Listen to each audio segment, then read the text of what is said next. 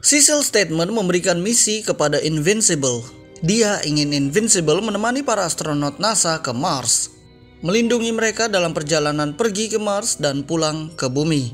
Namun Cecil ingin warga Amerika Serikat tidak melihat kehadiran Invincible karena dia ingin program angkasa Amerika ini terlihat tidak bergantung ke manusia super. Tiba hari di mana para astronot berangkat menuju ke planet Mars. Invincible terbang berdampingan dengan pesawat ulang-alik NASA. Melalui komunikasi radio, Cecil mengungkapkan alasan mengapa dia ingin Invincible mendampingi para astronot. Ini karena di Mars ada spesies Martian yang dianggap tidak ramah. Untuk misi ini, mereka harus mengumpulkan sampel mineral dari Mars dan kembali ke bumi. Perjalanan yang panjang tanpa adanya hiburan membuat Invincible mengantuk. Namun dia tetap harus fokus menjaga para astronot. Karena merasa lapar, Invincible membuka helmnya dan mengambil makanan yang dibuatkan oleh ibunya. Makanan tersebut adalah sebuah sandwich. Begitu dia keluarkan dari tasnya, sandwich tersebut membeku. Saat dia menggigit makanan buatan ibunya tersebut, dia seperti memakan sebuah es batu. Invincible dan para astronot sudah sampai ke tujuan mereka, planet Mars. Para astronot turun dari pesawat ulang-alik mereka dan bersiap untuk mengerjakan pekerjaan mereka. Pekerjaan mereka terganggu setelah seorang Martian datang. Martian tersebut mempengaruhi para astronot dan membuat mereka masuk ke dalam tanah. Invincible yang sebelumnya bersembunyi dari pandangan para astronot mengejar mereka ke dalam tanah. Saat dia membuka tanah, ada sekelompok Sequits yang berusaha menempelkan diri mereka ke Invincible. Sequits ini berusaha mengendalikan Invincible, namun usaha mereka gagal. Para Sequits ini dilumpuhkan oleh setrum dari tongkat para Martian. Kedua Martian yang menyelamatkan Invincible ingin membawanya masuk ke dalam tanah juga. Karena memang itu tujuannya, Invincible pun menuruti para Martian. Di dalam, seorang Martian menjelaskan bahwa Sequits menjadi gila sejak kedatangan para astronot.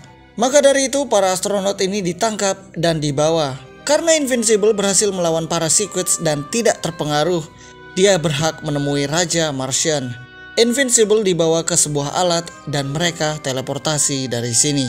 Invincible pun bertemu dengan pemimpin para Martian.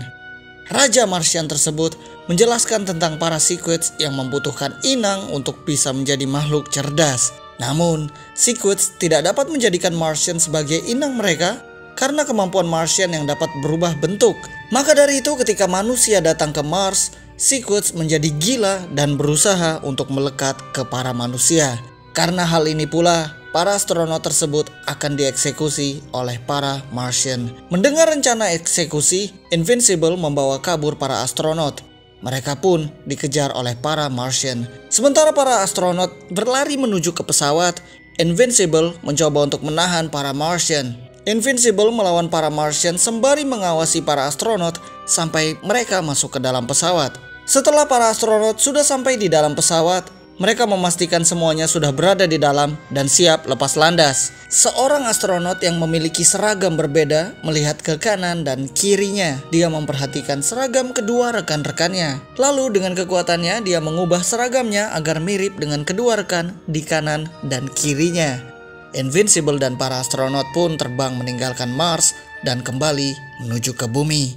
Sementara itu di Mars, ternyata ada satu astronot yang tertinggal. Dan sekarang, dia sudah berada di bawah pengaruh Sequits. Ini akan mengancam kelangsungan hidup para Martian di Mars. Cek juga cerita dari komik Invincible lainnya di playlist berikut. Terima kasih.